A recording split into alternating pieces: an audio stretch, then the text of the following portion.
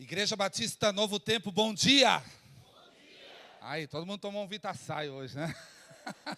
Quero saudá-los com a graça e a paz de Jesus Cristo, nosso Deus missionário, amém? Ué, você crê mesmo nisso? De verdade? Que bom saber, porque Deus teve um filho e fez dele um missionário. Quem disse isso foi David Livingstone, um pioneiro missionário na África. E que bom estar com vocês aqui. Ver, conhecer e rever gente muito querida. E ouvir de seu pastor que o coração dele arde por missões. Mas eu gostaria de saber se também o seu coração arde por missões. Porque missões, diferente do que muitos pensam, não é um plano de Deus para a sua igreja. Mas ele é o plano de Deus para a igreja. Alguém disse que se nós pudéssemos, se alguém fosse capaz de resumir, de sintetizar a rica, poderosa palavra de Deus em apenas 4 eventos, nós perceberíamos que, primeiro, a Bíblia fala sobre a criação dos céus e da terra, ali em Gênesis 1 e 2. Fala sobre a queda do homem pecador em Gênesis 3. Fala sobre o novo céu e a nova terra que nos aguarda em Apocalipse. Mas o restante da palavra de Deus, toda ela, fala do esforço do nosso Senhor em resgatar o homem pecador. E o nome disso é missões. Alguém também disse que se nós pudéssemos espremer a palavra de Deus, o que sairia dela é missões. Deus inventou isso. Jesus Cristo morreu por isso. Há 2000 anos. 2000 anos. A igreja vem tentando completar essa tarefa. E o desafio para você que está aqui nesta manhã, o desafio para você que se arriscou a vir a um culto missionário, é responder a essa pergunta. E você, está disposto, disposta a também viver por isso? Que ao final desta mensagem, o Senhor tenha ministrado ao seu coração. Que isso não é o desejo de um homem ou de uma mulher qualquer, mas esse projeto nasceu no coração do próprio Deus quando o primeiro átomo desse universo foi formado. Deus é um Deus missionário e Ele está em missão. E ela só vai se completar quando eu e você, a igreja do Senhor Jesus, entender a nossa responsabilidade de que nós não existimos para vivermos nesse conforto e privilégio que temos hoje de manhã, mas sim de alcançar as nações para Cristo. Amém, meus irmãos? Eu trago para vocês um abraço muito caloroso da Conexão Primeira Batista, a Primeira Igreja Batista de Santo André, e também gosto sempre de mencionar os seus 120 missionários, hoje sustentados pela nossa igreja. Glória a Deus por isso. Esse é realmente um milagre do Senhor, que nós e nossos planos humanos jamais poderíamos conceber. 120 missionários sendo sustentados em mais de 26 países, além de 14 estados do Brasil. Estamos vivendo um tempo de profunda bênção do Senhor, simplesmente porque decidimos obedecer ao seu chamado. E eu tenho a expectativa de estar aqui, a convite de vosso pastor, de que essa igreja, no momento que celebra 1 ano de existência, de que ela também seja uma igreja missionária. Uma igreja que ama aquilo que Deus ama, que faz pulsar o coração do nosso Deus. Não se engane, o que faz pulsar o coração do seu Senhor é missões. Eu quero dizer, antes de mais nada, que a Conexão Primeira Batista se considera uma irmã mais velha, apesar de ser uma igreja de 84 anos, não é? Então vamos considerar os 7 anos que estou como um pastor, não é? E vocês há 1 ano formados, então vocês têm uma irmã mais velha aqui na cidade. Somos irmãs em Cristo e vamos caminhar juntos em direção às nações. Amém? Deixa eu mostrar algumas imagens para que você possa ver um pouquinho do que nós temos feito. Aí está a nossa família, né? A Luciana, minha esposa, e nossos 2 preciosos filhos, também conhecidos como Tornado e Furacão. Deus seja louvado pela vida desses 2 queridos, mas pela energia que eles também possuem, né? Luciana, gostaria muito de estar com vocês nessa manhã, mas assim como a igreja, estamos em um final de semana festivo, um Dia das Crianças, e ela também, como a Érica, serve ali no nosso Ministério Infantil, mas uma outra oportunidade ela estará aqui. Pode passar? Esta é uma imagem da nossa igreja, e eu gosto muito de mostrá-la. Geralmente, quando mostramos a igreja, mostramos o templo, as pessoas que de fato é a igreja, são vocês a igreja, mas essa foto é muito emblemática para mim, porque ela é de agosto deste ano, e se eu sair daqui, acho que vai ajudar, né? Pronto, agora estou aprendendo, olha aí. Aí a nossa foto de um domingo de agosto, quando nós comissionamos mais 2 jovens para o campo missionário, não é? Então eu gosto muito de mostrar a imagem. Essa menina aqui à direita tem apenas 18 anos, seu pai é um dos pastores, e a outra jovem à esquerda está com o rosto com filtro, porque ela tem um chamado para o povo muçulmano. E essas 2 meninas foram comissionadas agora. Elas estão na costa do continente africano, na costa ocidental, a bordo do navio Logos, e elas completam, então, os 120 missionários que hoje nós sustentamos. Pode passar. Esta é uma imagem do congresso que eu acabei de chegar em Seul, na Coreia do Sul, Congresso Lausanne. Não sei quantos de vocês já ouviram falar desse termo, estão familiar. Há um movimento da igreja global, a verdadeira igreja do Senhor Jesus, é preciso dizer isso, porque infelizmente hoje vivemos um ambiente de 2 igrejas, aquelas que crescem intencionalmente para dentro de si, não é? Formando seus impérios, não é? Mas há igrejas como a nossa, como a sua, que está olhando para fora, olhando para as nações, para os povos, para os andreenses que estão sem Cristo, que precisam sentar nessas cadeiras aqui, não é? E essa igreja se reuniu em Seul, a igreja global, cerca de 5.200 representantes de 202 países, para completar os 50 anos do Movimento Lausanne. O Movimento Lausanne começou em 74, através da vida de Billy Graham, um evangelista americano, junto com John Stott, um pastor inglês, que decidiram unir a igreja em torno do mesmo propósito, a evangelização, a missão global, o alcance dos povos sem Cristo. E foi nesse congresso de 74, há 50 anos atrás, que foram aprovados, discutidos e encaminhados alguns termos que nós, como igreja, até hoje praticamos. Um deles é esse aqui, pode passar. Você certamente já ouviu falar sobre a janela 1040. Este retângulo acima da linha do Equador, nos paralelos 10 a 40, que englobam o oeste do continente africano, todo o norte dele, o Oriente Médio, sul e sudeste da Ásia, porque nesta região estão concentrados os povos, a grande maioria dos povos que ainda não conhecem a Cristo. A janela 1040 foi um termo cunhado no Congresso de Lausanne há 50 anos atrás. E nós ainda continuamos discutindo e falando sobre esse mesmo assunto, porque esses são os países que ainda precisam ser alcançados pelo Evangelho. Um segundo termo que foi discutido naquele congresso, pode passar, é esse aqui, o da missão integral. Você ouve muito falar sobre missão integral, infelizmente o termo se tornou um pouco pejorativo por conta de alguns erros de interpretação, mas a verdadeira missão integral é levar o Evangelho, mas é não esquecer que a pessoa que está recebendo a palavra de Deus também tem fome, tem frio e tem necessidades físicas. E é isso que muitos dos nossos missionários estão fazendo.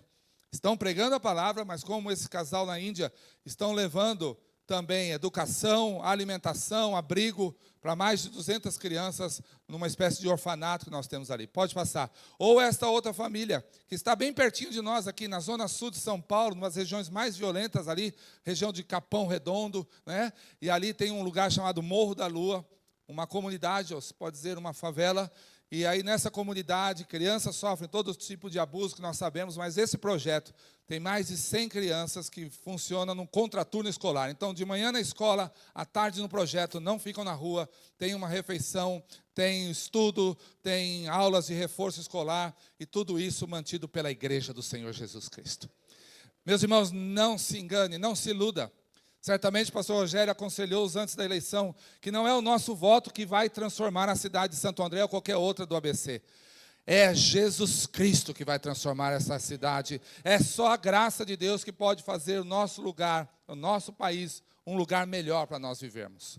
Certamente que é nossa responsabilidade cidadã votarmos, elegermos pessoas de caráter que pensem na justiça social, mas não nos esqueçamos de um princípio que somente Deus pode trazer de fato, transformação na vida das pessoas. Pode passar. E um terceiro termo, que foi discutido neste congresso 50 anos atrás, foi sobre os povos não alcançados. Há 50 anos a Igreja Global vem falando sobre isso. Povos não alcançados. O que é um povo não alcançado? Há duas maneiras de nós podermos explicar o conceito de povo não alcançado. A primeira é numérica, quando a gente olha para qualquer povo no mundo e percebe que ali há menos de 2% de cristãos nascidos de novo, ou cristãos protestantes evangélicos. Menos de 2% de cristãos, aquele povo é considerado um povo não alcançado. Mas eu gosto muito de uma outra definição que diz que um povo não alcançado é um povo onde não há uma igreja, ou se ela existe, ela é tão pequena que não é capaz de alcançar aquele povo para Cristo sem o auxílio externo. Eu estou falando de missões. Um povo não alcançado é um povo que está em algum lugar desse planeta, inclusive em nosso país, mas que não possui uma igreja capaz de evangelizá-los se não houver esforço externo. E aí, quando nós olhamos para este mundo, que segundo a ONU possui 193 países registrados, você sabe, a ONU tem lá os seus países membros, são 193, mas nós temos outros países que não fazem parte dessa lista, como Kosovo, como Taiwan, que por questões políticas e ideológicas não fazem parte. Então, aí nós temos cerca de 202, 203, pouco mais. Mas este é o número de países que nós temos no mundo. Quando a Bíblia fala, por exemplo, no texto que o pastor Rogério leu no início do culto, sobre nações, não está se referindo a pátrias ou países, mesmo porque naquela época ainda não havia essa divisão geográfica, está se referindo a nações, a etnias, ou também podemos chamar de povos. E esses 200 e poucos países reconhecidos aí no mundo inteiro, possuem esse total de povos entre eles. Somente no Brasil nós temos 323 povos em nosso país. Mais de 250 são indígenas, totalizando no mundo inteiro 17.259 povos. Mas antes dele passar o próximo slide, segure um pouco.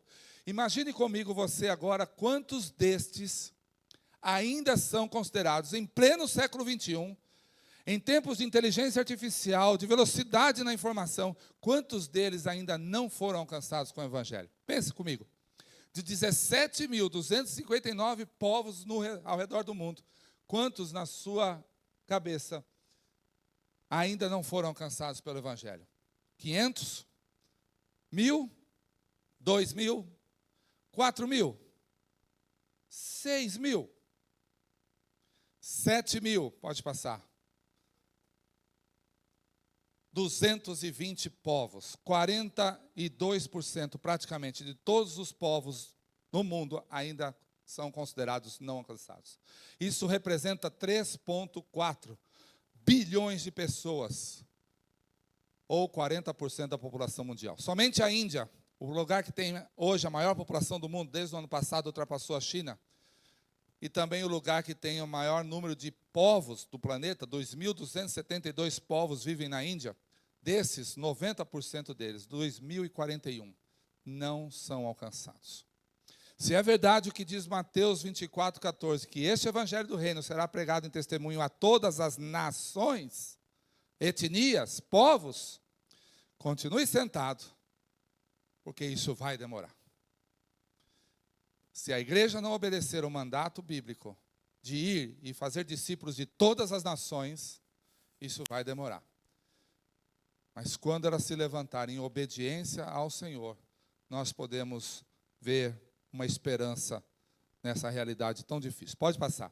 Dos lugares do mundo que nós consideramos hoje, 50 anos depois que foi cunhado o termo Janela 1040, hoje nós podemos simplificar ou talvez focar um pouco mais nessa região que está aparecendo aí na tela. Esse é chamado Círculo Asiático, de uma cidade no sudoeste da China, chamada Kunming. Eles traçaram um raio de 2.000 poucas milhas, e aí encontraram esse círculo geográfico que reúne as nações mais populosas do planeta. Percebe que a área não é tão grande em relação ao restante do planeta, não é? Está aí cerca de 10, 12% de toda a área do planeta. Mas nessa região está concentrada 53% da população mundial. principalmente por causa desses dois gigantes aí, China e Índia. 53% da população mundial vivendo em apenas 10% da área. Pode passar. Ali estão também a maior parte dos povos não alcançados, a maior parte das pessoas que nunca ouviram falar de Jesus Cristo. Ali está 52% dos muçulmanos não alcançados e praticamente todos os hindus e budistas que ainda não foram evangelizados no planeta. Se alguém fala que faz missões e não está dentro do círculo asiático, talvez precisa rever o seu conceito, porque realmente o círculo asiático é hoje o maior desafio de missões do nosso tempo. E eu quero trazer um desafio também para esta igreja, porque ao olhar esta imagem, não há como não sentir aquilo que Jesus sentiu em Mateus 9,35, quando diz que ele andava por todas as cidades, povoados, pregando as boas novas do reino, ensinando e curando toda sorte de enfermidades. E diz o verso 36, que ao ver Jesus as multidões, ele sentiu compaixão. Ao ver as multidões, diz a Bíblia, Jesus sentiu compaixão. E o original do texto, compaixão, significa dor nas entranhas. A Bíblia está dizendo que o próprio Deus sentiu dor ao ver aquelas multidões como ovelhas sem pastor. Tem mais algum? Acho que esse é o último antes da mensagem, não é? Pode passar mais um então, por favor. Aí.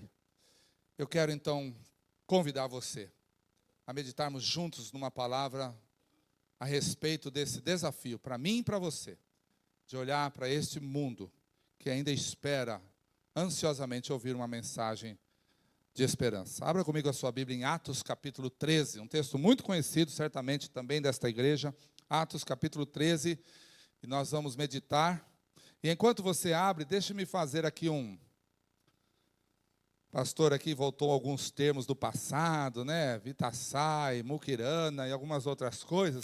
Mas deixe-me fazer os mais antigos aqui, tentar lembrar das suas aulas de língua portuguesa. Quem lembra do nome da sua professora de língua portuguesa? Porque quando você lembra o nome de alguma professora, de duas uma, ou ela te traumatizou, ou ela fez muita diferença na sua vida. No meu caso, eu lembro da professora Salete, lá no Bom Pastor, aqui em Santo André, na divisa com São Bernardo. Ela foi minha professora de língua portuguesa e muito me abençoou, muito me ensinou. Então, talvez você também lembre-se o nome da sua professora ou do seu professor de língua portuguesa. Então, vamos voltar um pouquinho aí no tempo, vamos lembrar um pouco sobre verbos. Você certamente gosta de verbos, gostava de conjugar verbos, não é verdade? Em português, em inglês, não, eu sei que não, mas é só para realmente encorajar você a lembrar de algumas coisas. Vamos tentar lembrar de alguns conceitos verbais, né? Nós sabemos que os verbos têm 3 modos. Alguém lembra quais são? Indicativo. Tem muito jovem aqui, que está em época de vestibular. Indicativo, subjuntivo e imperativo. Não é? Modo indicativo, subjuntivo e imperativo. Vamos dar alguns exemplos. Vamos pegar um dos verbos mais praticados, ou que deveria ser um dos mais praticados na igreja. O verbo amar. No imperativo, eu amo, tu amas, ele ama. Nós amamos, vós amais, eles... Olha aí, todo mundo sabe, não é? Que bom. Aí você tem o subjetivo, que é um fator incerto. O dicionário diz algo hipotético, algo duvidoso. Então, começa com que ou com se. Se eu amasse, se tu amasses, se ele... Aí, muito bem.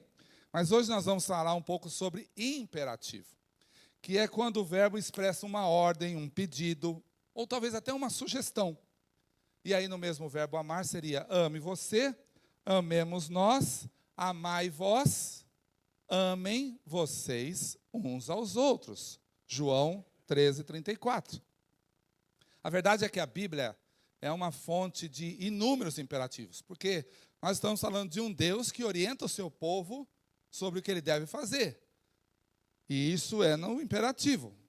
Um capítulo que está lotado de imperativo para você estudar em casa é Colossenses 3. Lá tem: pensai nas coisas que são de cima, revesti-vos como eleitos de Deus, suportai-vos uns aos outros. Olha, tem essa aí também. Enchei-vos da palavra de Cristo, não mintais uns aos outros.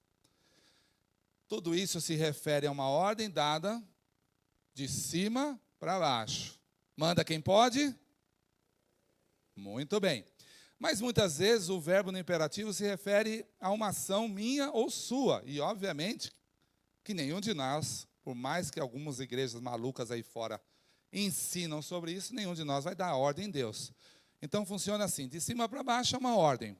Amai-vos uns aos outros. Mas quando é de baixo para cima, nós dissemos que o verbo no imperativo funciona como uma súplica. Estamos suplicando a Deus que faça alguma coisa. E eu também tenho alguns exemplos aqui. Os salmistas usavam muito isso. Salmo 5, verso 8. Conduze-me, Senhor, na tua justiça. Percebe? O verbo está no imperativo, mas é uma súplica. Salmo 7, 1 tem 2. Salva-me e livra-me de todos os que me perseguem. O próprio Senhor Jesus também usava esse verbo no imperativo, suplicando ao Pai. Lá em Mateus 6, na oração do Pai Nosso, ele diz: dá-nos hoje o pão nosso de cada dia. E o próprio Senhor Jesus, no momento de sua maior angústia, Mateus 26, 39, no Getsemane, disse: meu Pai, se for possível, afasta de mim este cálice. Mas existem outros imperativos na Bíblia, e um deles é sobre o envio de pessoas. Sim, a Bíblia diz que nós devemos enviar pessoas. Você sabia que missionário, a origem da palavra significa enviado? Um missionário é alguém que foi enviado. Pastor Russell Shedd, creio que está aí na tela, vem comigo, eu já estou um pouquinho para frente, não estava te olhando ali, pode vir, aí. Pastor Russell Shedd diz, ou dizia, antes de falecer, o seguinte: nós não enviamos mais missionários, porque a autoridade de Jesus Cristo está defasada em nossas igrejas. Ele é o nosso Salvador, mas será que Ele continua sendo o nosso Senhor? Se você estivesse com uma pessoa muito amada, talvez a pessoa que você mais ama, esposa, marido, filho, pai, e você tivesse por algum instante a impressão de que está vendo esta pessoa pela última vez, e que a próxima vez somente na eternidade, que palavras você escolheria para dizer para essa pessoa tão amada, na última vez que a visse? Vou sentir saudades? Entra no Instagram? Quais foram as palavras que Jesus escolheu para dizer para os seus discípulos amados minutos antes de subir aos céus? Mateus 28, 18 a 20. Vão, façam discípulos de todas as nações, batizando-os em nome do Pai, do Filho e do Espírito Santo. Marcos 16, 15. Vão e preguem o evangelho a toda criatura.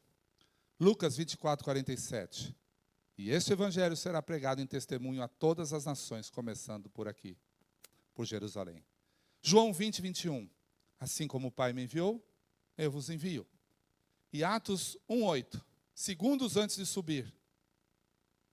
Sereis minhas testemunhas em Jerusalém, Judeia, Samaria e até os confins da terra. Percebe? As últimas palavras de Deus, antes de subir aos céus, para os seus discípulos amados, foi missões. E no Novo Testamento nós temos uma igreja que entendeu exatamente tudo isso. E por isso se tornou um modelo para todas as igrejas, em todos os tempos, especialmente para essa jovem igreja que completa nesta semana, ou neste mês, 1 ano de existência. E é esse texto que eu quero ler para vocês. Pode projetar aí, Atos 13, eu vou ler na Nova Versão Internacional, você pode acompanhar na sua Bíblia, e eu gostaria muito, principalmente se fosse uma Bíblia em outra versão. Atos 13, versos 1 a 4, na Nova Versão Internacional, diz assim: na igreja de Antioquia havia profetas e mestres: Barnabé, Simeão, chamado Níger, Lúcio de Cirene, Manaém, que fora criado com Herodes, o tetrarca, e Saulo. Enquanto adoravam ao Senhor e jejuavam, o Espírito Santo disse: separem Barnabé e Saulo para a obra a que os tenho chamado. Assim, depois de jejuar e orar, impuseram-lhes as mãos e os enviaram. enviados pelo Espírito Santo, desceram a Seleucia e dali navegaram a Chipre. Feche seus olhos mais uma vez. Pai de amor, aqui está a tua palavra. E nós sabemos e cremos que ela é poderosa para falar por si mesma. Mas este teu povo se reúne aqui nesta manhã, no desejo de ouvir a tua voz. Então, em nome de Jesus Cristo, use a minha vida e use principalmente a tua palavra para ministrar ao coração de cada um deles, em nome de Jesus. Amém. Bom, o contexto diz que, no verso 2, a igreja estava reunida lá em Antioquia. E Antioquia, você sabe, era uma cidade que hoje fica na região da Síria, não é? Melhor dizendo, no Iraque, mas antigamente era uma parte da chamada Síria, hoje é onde está o Iraque, ali entre os dois países. E essa Antioquia, perdão, estou confundindo aqui, não quero dar uma informação errada. Antioquia da Síria é essa cidade que se refere. É a cidade que, quando lá em Atos 11 diz que o evangelho saiu de Jerusalém, ele saiu para 3 regiões. Ele foi até Chipre, ele foi até a Fenícia, que é o atual Líbano, debaixo de duro bombardeio, infelizmente. Há uma igreja forte no Líbano, ore por ela, e que está sofrendo com esses ataques. E ele também, o evangelho chegou até Antioquia. E em Antioquia aconteceu algo fantástico, diferente de todos os lugares onde o evangelho tinha chegado antes. Em Antioquia ele começou a ser pregado aos gregos. Os gregos, os gentios, começaram a ouvir o evangelho em sua própria língua. E muita gente se converteu, a ponto de a informação chegar até os ouvidos dos apóstolos em Jerusalém. E eles, não entendendo o que estava acontecendo, mandaram Barnabé para dar um confere lá. Vai lá, Barnabé, vê o que está acontecendo. E Barnabé vai até Antioquia e percebe que, de fato, a igreja estava crescendo. Barnabé percebe na sua humildade que não era capaz de fazer aquilo sozinho. Vai até Tarso, busca Saulo, traz ele consigo, e os dois permanecem naquela igreja por 1 ano, ensinando e discipulando. Passado 1 ano, é o texto que nós acabamos de ler. A igreja está reunida, ela está adorando, como vocês estão aqui nesta manhã. Ela estava cultuando, ela estava jejuando. E foi nesse momento de culto, de adoração verdadeira, que eles ouviram a voz do Espírito. E aí nós temos algumas lições preliminares nesse estudo. Primeira lição: a igreja estava em permanente comunhão com Deus. E só por isso, somente por isso, foi possível ouvir a voz de Deus. Não há como ouvir a voz de Deus se nós tornamos a igreja um lugar de um encontro semanal. Não dá para ouvir a voz do Espírito Santo se a igreja é um lugar social que nós nos reunimos uma única vez por semana. A minha comunhão com Deus precisa ser 24/7. E quando nós estamos assim, é possível ouvir claramente a voz de Deus. E foi isso que aconteceu. Eles estavam em comunhão, cultuando e adorando.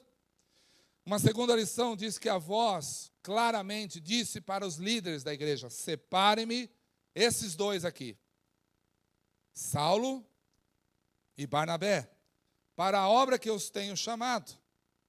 Então a obra, percebe, não é de homens, não é de organizações e não é da igreja. Separe-me Saulo e Barnabé para a obra que eu os tenho chamado. A obra tem um dono e ele é o nosso Senhor. Amém, meus irmãos? Ele é o dono da obra. A obra é dele. E tem que ser feita do jeito dele. E para a glória dele. A obra não é de denominações. Não é de impérios cristãos.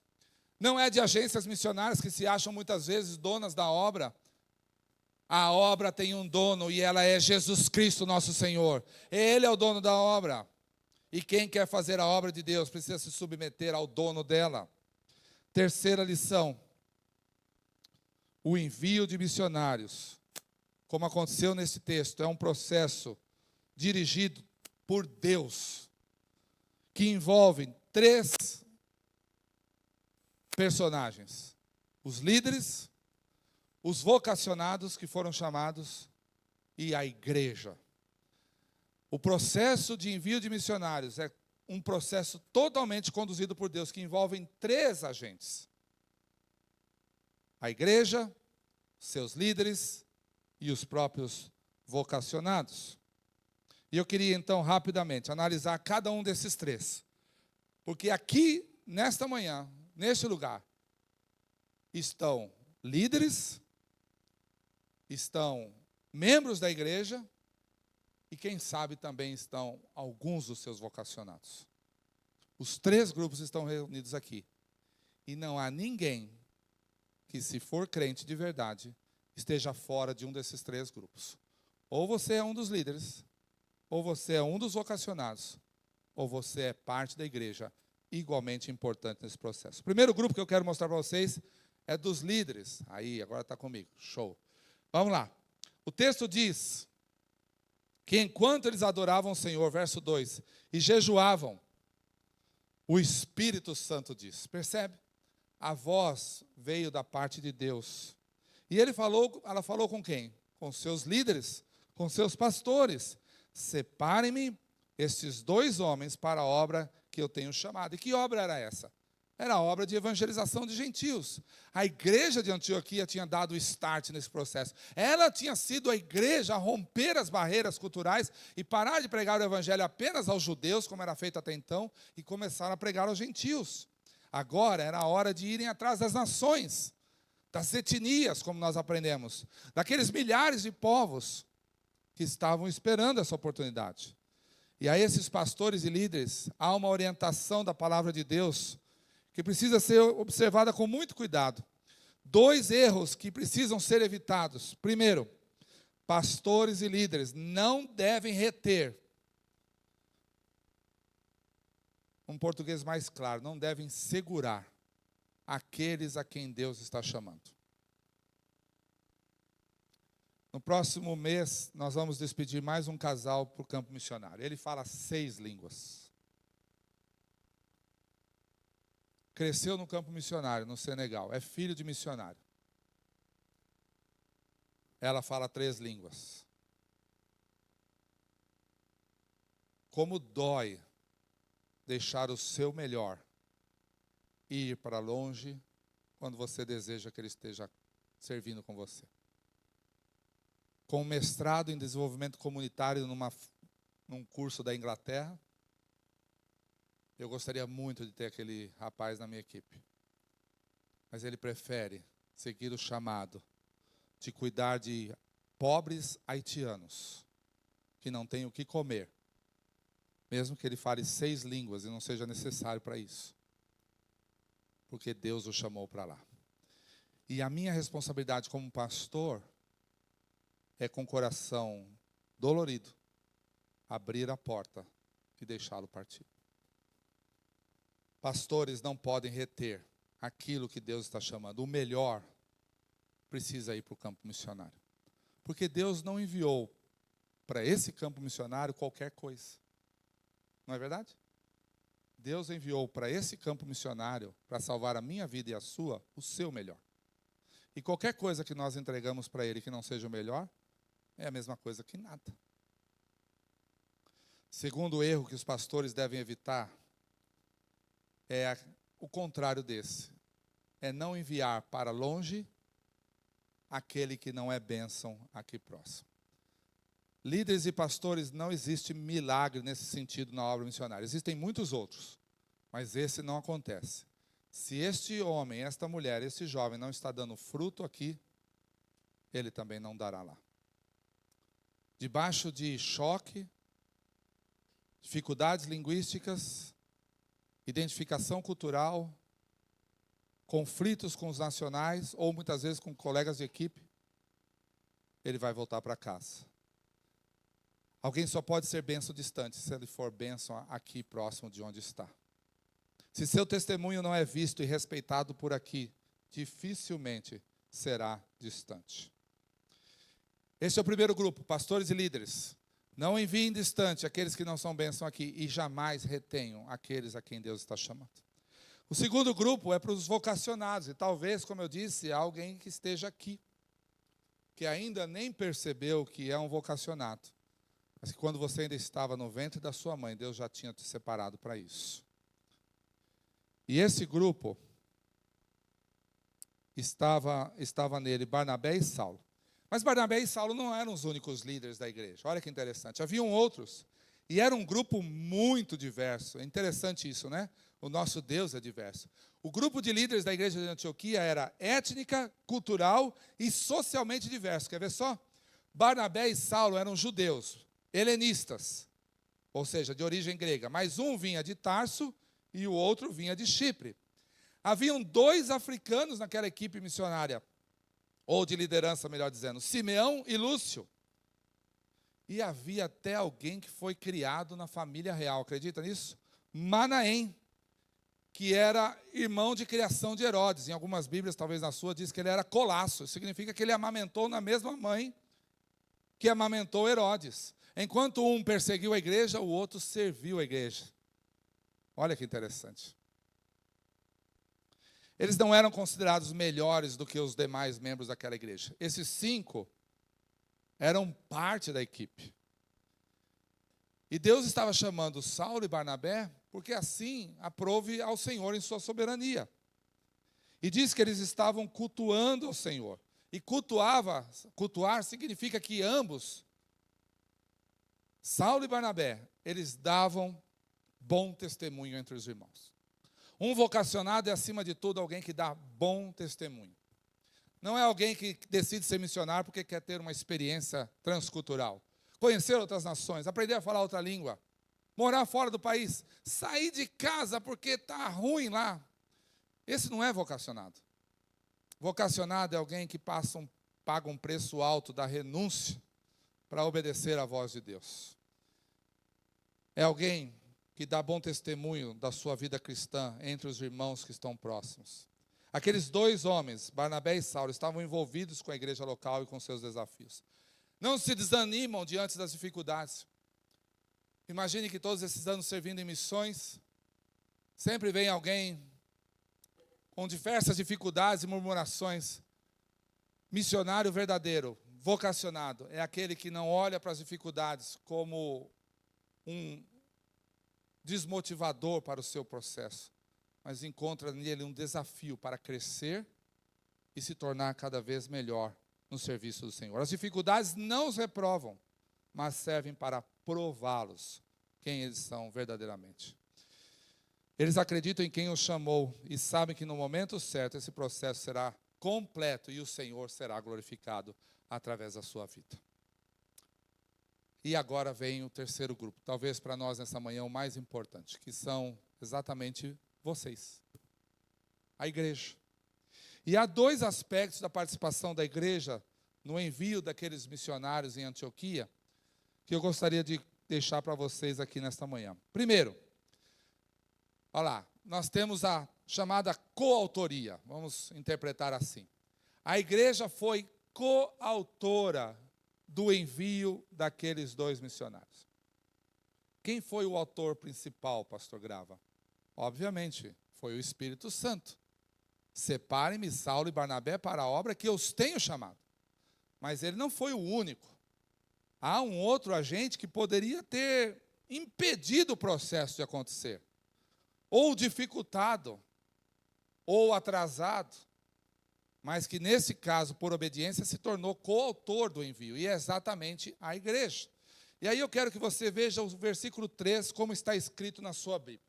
Se você tem a NVI como eu tenho, diz assim: assim, vírgula, depois de jejuar e orar, vírgula, impuseram-lhes as mãos e os enviaram. Quantos estão com a Bíblia NVI como eu? Levante a sua mão. Olha aí, bastante gente. Muito bom, obrigado. Quantos estão com, talvez, a Almeida Revista e Atualizada, que termina esse versículo dizendo, impuseram-lhes as mãos e os despediram? Tem alguém assim? Olha aí, bastante gente. Muito bom. Eu gosto mais dessa tradução. Apesar de usar a NVI lá na igreja, na hora da pregação, neste texto eu gosto mais da Almeida Revista. Por quê? Porque o verbo que foi usado por Lucas, escritor de Atos, quando disse esse texto para nós, ele termina o verso 13 usando esta palavra em grego que está ali, apelusan. Volta um pouquinho mais, para lá, aqui está melhor. Apelusan, do grego apelusan. Então, quando os tradutores da Almeida Revista e Atualizada, que é a Sociedade Bíblica, traduziram para o português, eles escolheram o termo os despediram. Já os queridos tradutores da NVI, não sei por que razão, quando traduziram para o português, escolheram a palavra os enviaram. E para mim não foi a melhor escolha, com devido respeito. Por quê? Porque a palavra apeluzan no grego dá sentido de não reter, deixar partir. É a imagem daquele querido irmão ali atrás de pé. Levanta a mão, amado. Levanta a mão, aquele que está de pé lá atrás. Aí, Deus o abençoe. Abre a porta um pouquinho. Abre. Só um pouquinho. Olha lá. Ele agora fez um apeluzan, está vendo? Ele abriu a porta e vai permitir que nós saiamos no final do culto. Esse é o significado desse verbo, apeluzan. Abra a porta e deixe-os partir. Por isso que a Almeida foi mais feliz. Os despediram. Há até uma outra tradução, não sei se alguém está com ela aí, que diz, e os deixaram partir. Alguém está com essa tradução? Tem alguém? Levante a sua mão. Não? Tem alguém que está com alguma outra palavra que não seja enviado, ou deixaram partir, ou despediram? Tem alguém? Não? Todos estão com essas duas traduções, não é? Muito bem. Agora vamos para o verso 4. E olha o que diz o verso 4. Enviados pelo Espírito Santo. Esse é o ator principal aqui, autor principal do envio. Enviados pelo Espírito Santo, desceram a Seleucia e dali navegaram para Chipre. Qual é o verbo que Lucas usou para dizer que eles foram enviados pelo Espírito Santo? Foi esse palavrão aí, literalmente falando, né? Equipemptentes. Você consegue dizer isso? Duvido. Vai lá. Aí, alguns engasgaram, né? Equipemptentes. É um P mudo ali, não é? Equipemptentes. Quer dizer, os impulsionou para o campo. O significado de equipemptentes é despachar, enviar, fazer sair. Em outras palavras, houve uma parceria santa entre a igreja e o Espírito Santo naquele dia. Quando o Espírito de Deus, o autor da obra, o dono dela, impulsionou, enviou Paulo e Barnabé para o campo missionário. E a igreja, obediente, abriu a porta e os deixou partir. Amém, meus irmãos? Vocês estão entendendo o que eu estou dizendo? A igreja ouviu a voz. Quando o Espírito Santo separou aqueles dois, como pode estar fazendo aqui nessa noite, a igreja entendeu a ordem, abriu a porta e deixou eles partir. Não os reteve. Não segurou os melhores, Saulo e Barnabé. Quem não queria ter esses dois na sua equipe? Hã? Mas há um segundo aspecto, eu falei que eram dois. A coautoria é essa. E o segundo, para terminar, é o compromisso. A parte A do verso 3 diz, assim, depois de jejuar e orar, impuseram-lhes as mãos. Esse gesto de impor as mãos foi herdado lá do Antigo Testamento, já vinha de muito antes. Impunham as mãos quando iam orar pelos doentes, impunham as mãos quando iam consagrar reis. Era um gesto já muito conhecido entre o povo judeu. E eles agora estavam impondo as mãos sobre os dois missionários. E o que isso significa para nós hoje? Vocês aqui fazem isso. Impuseram as mãos quando o pastor foi ordenado, quando diáconos são ordenados. E impor as mãos, nós precisamos entender, tem 3 responsabilidades envolvidas aí. E isso é muito sério. Não é apenas um carinho gospel que a gente faz na pessoa, mas existe um sentido por trás disso. O ato de impor as mãos, primeiro, simboliza que quem está impondo as mãos está conferindo àquela pessoa autoridade. Ao impor as mãos sobre missionários, nós estamos dizendo, você é nosso embaixador. Você vai falar em nome dessa igreja. E isso é sério. Porque se você fizer coisa errada lá, também é o nome da igreja que você vai sujar. Você vai para a tribo indígena ou vai para aquela nação na África, você vai representando esta igreja. Você recebe agora a nossa autoridade para representar. Segundo, impor as mãos dá o sentido de reconhecimento. A igreja está reconhecendo que aquele homem, aquela mulher, foram verdadeiramente chamados por Deus. Não é vontade dele, não é maracutaia com o pastor e com a liderança, é chamado verdadeiro. O Espírito Santo chamou, falou para nós, e nós estamos impondo as mãos, reconhecendo que eles foram chamados por Deus. E o terceiro significado de impor as mãos, talvez esse é o mais difícil para nós entendermos, é compromisso. Quando a gente impõe as mãos, nós estamos assumindo um compromisso com as pessoas sobre as quais estamos impondo as mãos. E é o compromisso de orar por ela e de sustentá-las. E quando eu falo sustentá-las, não pense só em dinheiro, isso também inclui dinheiro.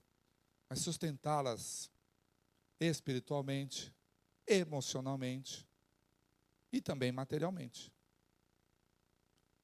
Ao impor as mãos sobre homens e mulheres que vão para o campo, nós estamos assumindo um compromisso. Como nós fazemos ali com 120 que estão ali. E quando um deles, como uma querida conhecida de vocês, está lá no Haiti, prestes a ser estuprada, caso ela não saia de lá, a igreja tem que ir lá e tirá-la de lá. Porque isso foi o que nós fizemos ao impor as mãos sobre ela.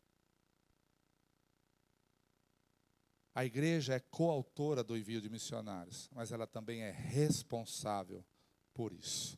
Por isso, meus irmãos, eu queria deixar esta palavra para vocês nesta manhã, de que há um compromisso bíblico estabelecido entre Deus e a sua igreja. E esse compromisso não se baseia em apenas um contrato ou um projeto de trabalho, como se faz hoje em dia, mas na profunda convicção e certeza de que ambos, Deus, o Espírito Santo e a sua igreja, estão igualmente cumprindo a vontade do Senhor. O processo de envio de um missionário, como nós vimos, é totalmente coordenado por Deus, envolvendo pastores e líderes, vocacionados e a igreja. Acontece por iniciativa de Deus, mediante uma relação de comunhão da igreja com Deus, e foi concluída por Deus. Pode fazer isso, pastor? Muitos anos atrás eu conheci um missionário chamado Marcelo. Ele era presbiteriano e foi enviado para a Ásia Central, para um país chamado Chechênia, bem na divisa com a Rússia. Esse era o povo para o qual Deus o havia chamado. Marcelo reuniu sua esposa, 2 filhos e seguiu para o campo missionário. Mas quando ele chegou bem na fronteira com a Rússia, seus colegas o advertiram: olha, os conflitos estão muito acirrados, é melhor você esperar um pouco. Sensível, decidiu então permanecer na Rússia, até que os conflitos baixassem um pouco. Quando ele descobriu que ali mesmo, dentro da Rússia, tinha um campo de refugiados com cerca de 400 chechênios. Como bom missionário, ele pegou sua Bíblia e foi em direção àqueles homens. Chegando lá, jogou bola com eles, falou sobre o Brasil, e aí, de repente, deram para ele uma oportunidade de ele falar alguma coisa. Ele rapidamente abriu sua Bíblia em João 8,12 e começou a ensinar-os dizendo que Jesus Cristo é a luz do mundo. Mas como ele falava para um povo não alcançado, o missionário se encheu de coragem e começou a dizer: Jesus é o único capaz de dar brilho à vida de um perdido. Quando terminou a mensagem, entre um cumprimento e outro, veio até ele um ancião. E olhando bem fundo nos seus olhos, fez a ele 3 perguntas. Marcelo, há quanto tempo você conhece esse Jesus? Desde a minha infância. Eu nasci num lar evangélico. Marcelo, quanto tempo você conhece sobre o nosso povo? Desde a minha adolescência, disse ele, quando estudei geografia e história no colégio. Foi quando, de repente, aquele homem agarrou o missionário pela roupa e, aproximando dele, disse: eu tinha um único filho, mas 2 semanas atrás, ele morreu nos meus braços. Mas antes de morrer, meu filho dizia: pai, está tudo tão escuro, eu não consigo ver. Dá-me luz, pai, eu preciso de uma luz. Hoje, você veio até nós dizer que Jesus Cristo é a luz do mundo. Se você conhece esse Jesus há tanto tempo, e há tanto tempo conhece sobre o nosso povo, porque somente hoje você veio. ao depender da resposta que você vai dar a essa mensagem, quem sabe nenhum outro missionário tenha que ouvir mais a mesma coisa. Feche seus olhos, curve sua cabeça.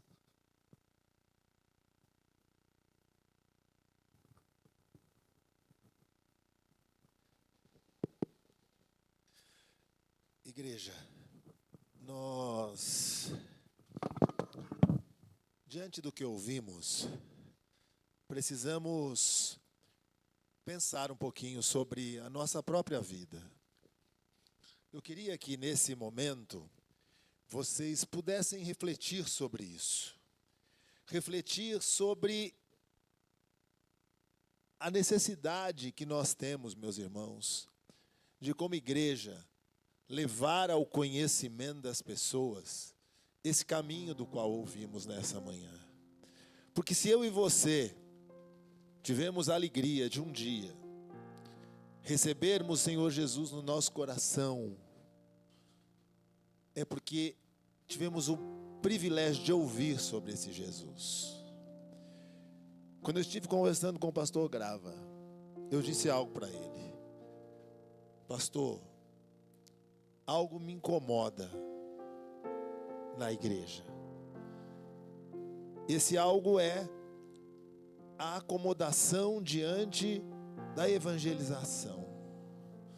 Deus tem sido bom conosco, meus irmãos. Deus nos deu um lugar lindo. Deus tem suprido as nossas necessidades financeiramente. Deus tem nos alegrado aqui, como ouvimos hoje, com tantas coisas boas, eventos agradáveis, reuniões tão preciosas de comunhão entre os irmãos. Mas e aqueles que não têm esse privilégio? E aqueles que não conhecem o Senhor Jesus? E aqueles que podem estar tão longe quanto o pastor Grava disse, mas tão perto de nós, muitas vezes na nossa casa do lado, dentro da nossa própria família. Nós somos chamados a fazer missões. E eu entendo como igreja e pastor desta igreja, que Deus tem nos dado recurso financeiro para investir além destas paredes. E o meu desafio a esta igreja é que nós possamos despertar para isso. Nós não podemos nos acomodar com o conforto deste lugar, destas cadeiras, desse ar-condicionado sobre nós. Mas nós podemos fazer muito além disso. Como o pastor Grava disse, líderes vocacionados e igreja. Nós talvez tenhamos aqui gente que tenha o desejo de ir mesmo, de se lançar, de ir para o campo missionário. E se assim for, você vai me procurar e nós vamos falar a respeito disso. Mas eu tenho certeza que aqui tem líderes, e mais certeza de que aqui existe uma igreja, e essa igreja tem um dono, o Senhor Jesus. E esse Jesus, que é o dono desta igreja, nos chamou, como ouvimos também, como discípulos, nas suas últimas palavras, a ir, a fazer discípulos de todas as nações, a batizá-los em nome do Pai, do Filho, do Espírito Santo, ensinando-os a obedecer tudo o que Ele nos disse. E o meu desafio nesta manhã é que, se você entendeu isso, e que se você está disposto a fazer parte desta igreja, se prepare. Prepare o seu coração, prepare os seus pés, prepare o seu bolso, porque nós vamos avançar e avançar na obra de fazer missões. E o meu desafio é que, se isso também é o desejo do seu coração, de você ser participante da obra missionária, orando, contribuindo, se envolvendo, que você se levante aonde você está. Se você é parte de uma igreja e quer ser parte desta igreja, como alguém que contribui, que ora e que se envolve na obra missionária. Eu não estou dizendo para você levantar se você for para o campo missionário, mas se você entende o que foi pregado, que a igreja precisa ser missionária, que a igreja precisa fazer missões, que a igreja precisa acordar para pregar a palavra de Deus, seja aqui, seja no outro lado do continente, do outro lado do planeta. Você foi chamado para que um missionário não tenha que ouvir o que esse missionário que o pastor Grava disse ouviu. Por que vocês não chegaram antes? Queridos, nós temos filhos, parentes, que precisam do Senhor Jesus, porque só existe um caminho. Jesus é o caminho, a verdade, a vida. Ninguém vai ao Pai se não for por Ele. Eu quero orar para que Deus prepare o seu coração, para que Deus prepare a direção e a liderança desta igreja, a diretoria desta igreja, a nos preparar e a trazer para essa igreja desafios missionários. E eu espero contar, como tenho contado, com o investimento desta igreja, em oração, em compromisso e em investimento financeiro. Posso contar com isso? Você entendeu a seriedade do que foi dito aqui? É um imperativo, é uma ordem: fazer discípulos de todas as nações. E eu quero orar. E como disse, se talvez o seu desejo é ser um missionário, talvez o seu desejo seja ir ao campo missionário, nos procure. Pastor, eu gostaria de ir. E nós vamos avaliar, nós vamos conversar, nós vamos estar juntos. Mas de qualquer outra forma, eu espero contar com esta igreja. Saber fazer missões, meus irmãos, eu entendo, começa no coração. Talvez eu tenha algo para falar para você que talvez você não saiba. Essa igreja tem um projeto com crianças que apoiamos, que hoje atende aproximadamente 100 crianças. Eu sou vice-presidente desse projeto. Cheguei lá, atendíamos 40 crianças. Hoje é um projeto que tem 100 crianças, opera na região de Sertãozinho, Mauá, Vila Carlina, atendendo crianças também no contraturno escolar.